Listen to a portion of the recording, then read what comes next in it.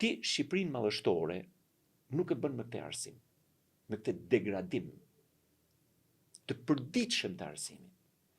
E imagjinoni që në kohën e diktaturës, Ministria e Arsimit planifikonte mësuesin e fizikës, të kimisë, të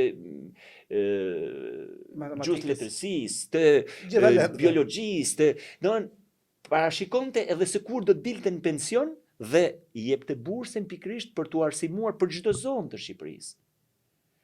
Dhe imagjinoni atëherë kur kishte klasa paralele, ndërsa sot kemi klasa kolektive. Pra, nxënësit e klasës 5 mësojnë bashkë me klasës 6 dhe klasës 7. Mësuesi i fizkulturës, pra i gjimnastikës, jep edhe histori. Po pse ky është planifikimi? Po si mund të rregullohet? Si ka mundësi që gjykata kushtetuese nuk kishte gjykatës për të zëvendësuar gjykatësit e vet, për shkak të mungesës së planifikimit? Për çfarë paguhet Ministria e Drejtësisë? Për të planifikuar juristët që i duhen në për gjykatat dhe në për prokuroritë e vendit.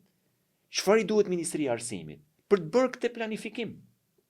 Dhe ajo do ta di se kush është ritmi i rritjes popullsisë, kush janë nxënësit që do ta popullojnë Lezhën, kush janë mësuesit që do t'i duhen Lezhë jo sot, por edhe mas 30 vitesh. Ky është planifikimi që do të bëjë Ministria e Arsimit.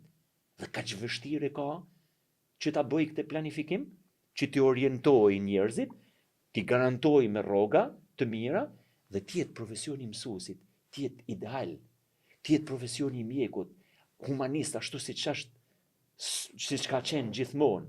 Po si bëhet kjo? Duke i dhënë fokusin e duhur të vëmendjes.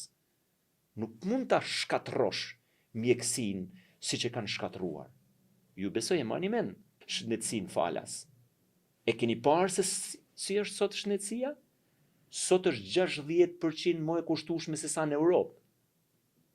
Sot është 40% e shtretërve, e nivelit mesatar të shtretërve që ka rajoni, s'po flasim për Europën.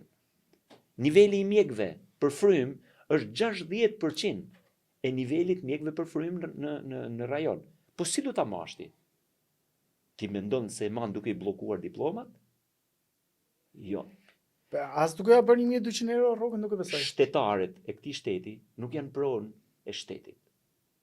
Qytetarët shqiptar nuk janë pronë e qeverisë. Shtetarët e këtij shteti, qeveritë janë shërbëtorët e njerëzve.